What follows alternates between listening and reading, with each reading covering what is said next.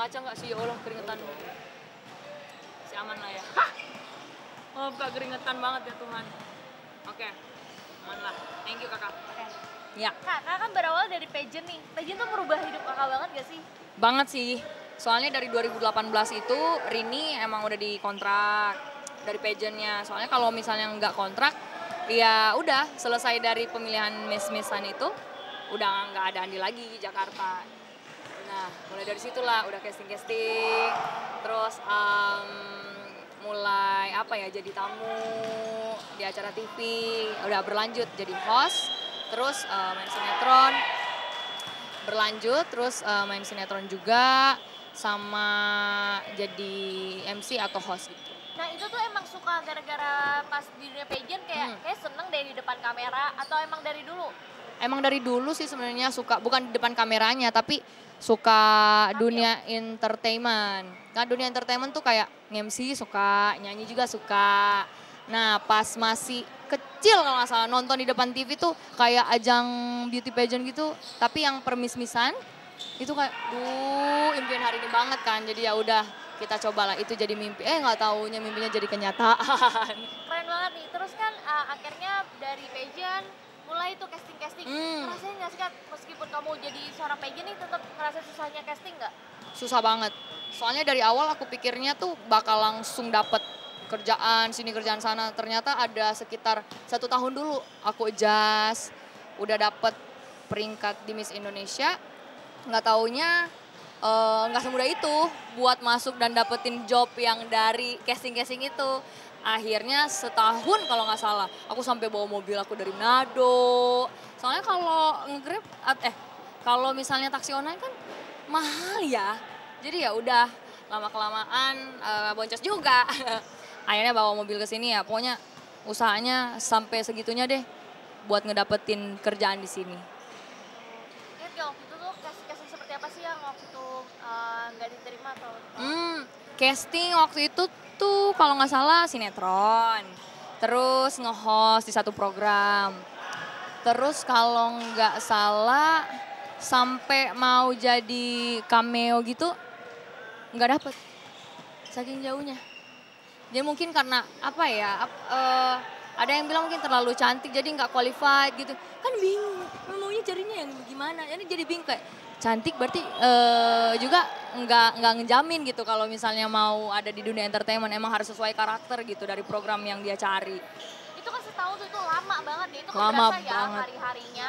Itu cara kamu nggak down tuh gimana tuh?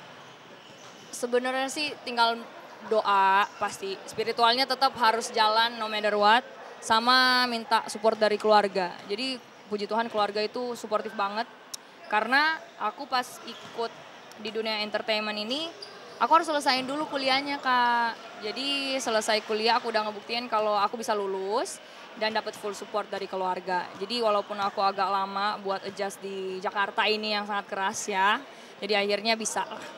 Tapi apa tuh yang bikin kamu terus bertahan tuh? Itu kan setahun lama tuh, yang bikin kamu semangat terus untuk casting. Sebenarnya positif energi aja sih, maksudnya berpikiran positif, kayak kalau nggak usaha pasti nggak bakal dapat, tapi kalau usaha pasti ada rezekinya, terus nanti bisa diterima.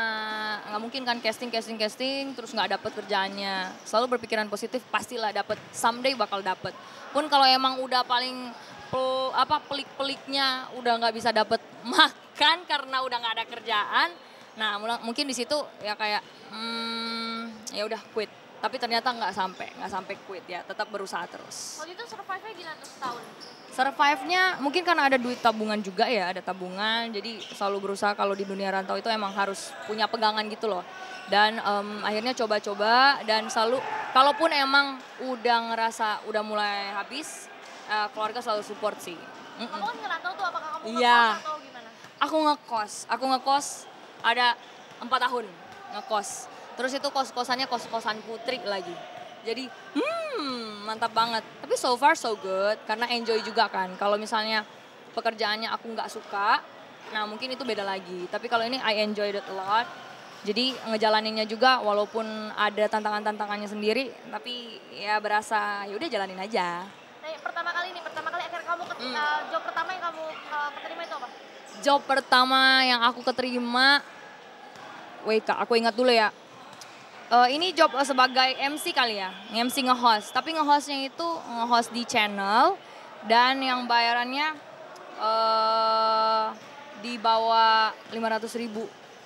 Jadi awalnya kayak oke, ini kok di dunia entertainment tapi penghasilannya segitu doang ya. Ini emang cukup, belum bayar kos, belum makanan, belum transportasi.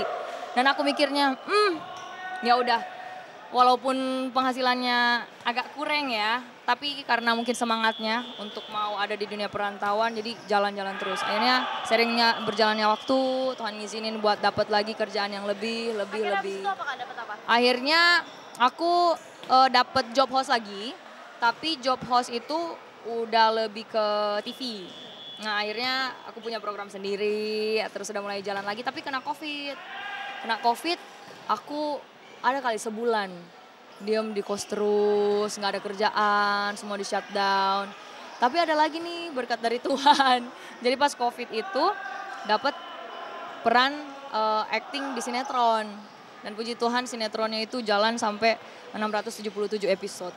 Itu ya, makanya ya pasti selalu ada jalan lah pas kita berusaha dan beriman lah terus sama Tuhan gitu. Salah satu program yang kamu jalanin tuh yang uang kaget. Oh ya, uang kaget ya. Tapi kalau uang kaget tuh belum lama ini. Kalau yang awal itu sinetron 2020 pertengahan. Tapi sekarang masih di Udah enggak sih Kak. Soalnya lagi itu kali, mungkin lagi vakum karena waktu itu kan Idul Fitri. Jadi kalau misalnya ada lari-larinya gitu mungkin agak susah ya buat teman-teman muslim yang sementara lagi menjalani ibadah puasa. Itu kan di sana kok juga ada yang lagi viral nih. Yang mana tuh Kak? Yang Soraya. Oh astaga. Nah itu kamu Gimana tuh Kak? Sempet ketemu gak sih sama dia? Aku kemarin tuh sempet jadi bintang tamu bareng. Tapi karena aku emang gak ngikutin ya, jadi aku gak tahu apa-apa. Jadi aku pas lihat, oh gitu-gitu. Tapi aku orangnya gak yang mau ikut campur atau gak mau yang ngomentarin apapun karena ya your business is your business, my business is my business. Jadi ya udahlah, kita di area kita masing-masing aja. Tapi deket gak? Emang temen deket kah atau emang sekedar kenal Itu aja? pertama kali aku ketemu. Pertama kali, soalnya jadi bintang tamu gitu. Jadi selama seprogram bareng tuh gak pernah ketemu? Enggak. Soalnya emang beda program juga kan, karena aku nge-host di acara lain, Kak Suraya juga di acara lain gitu. Tapi pas kamu tahu kasus ini kan kamu di satu program yang sama, ngaruh gak sih ke kamu? Waktu itu sih aku nggak tahu Kak, jadi aku nggak ada komentar apa-apa, terus emang aku juga, ya namanya juga orang kan nggak tahu, sama karena aku emang nggak mau ambil andil dalam program apapun itu, atau hal-hal yang berurusan dengan masalahnya, jadi no comment at all. Jadi kayak udah lewatin aja, pun aku baru tahu pas udah selesai bareng-bareng gitu. Kamu kejadiannya baru kemarin tuh. Masih fresh banget ya. Kalau kamu melihat pribadi dia seperti apa sih? Kalau dari aku sih fine aja ya kan, kita nggak bisa ngukur karakter orang dari first time we met gitu kan. Walaupun kita udah barengan sama orang lain juga yang memang notabene-nya udah temenan baik sama kita nggak bakal sepenuhnya tahu karakter masing-masing. Aku aja nggak bakal bisa tahu karakter aku sendiri karena emang orang nggak stabil itu, iya nggak sih? Karakternya kadang bisa good mood, kadang bisa bad mood, dan emosinya bisa naik turun juga, tergantung dia caranya ngontrol emosinya kayak gimana. Nah isunya kan katanya dia terlalu friendly tuh sama kru, sama orang-orang sekitar, sama artis. Itu benar gak sih memang dia friendly?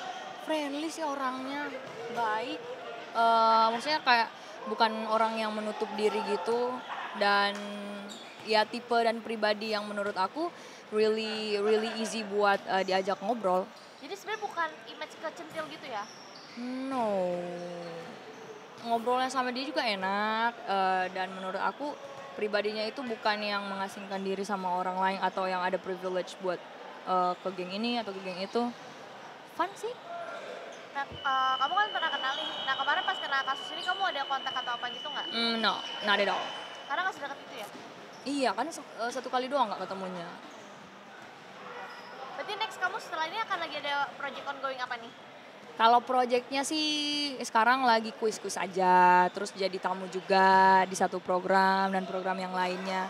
Doakan kalau memang berkenan, Tuhan berkenan, siapa tahu nanti bisa ada project web series ke depannya atau mungkin single. Ya kita doakan yang terbaik saja. Doakan ya semuanya ya. Oke deh. Thank you Kak.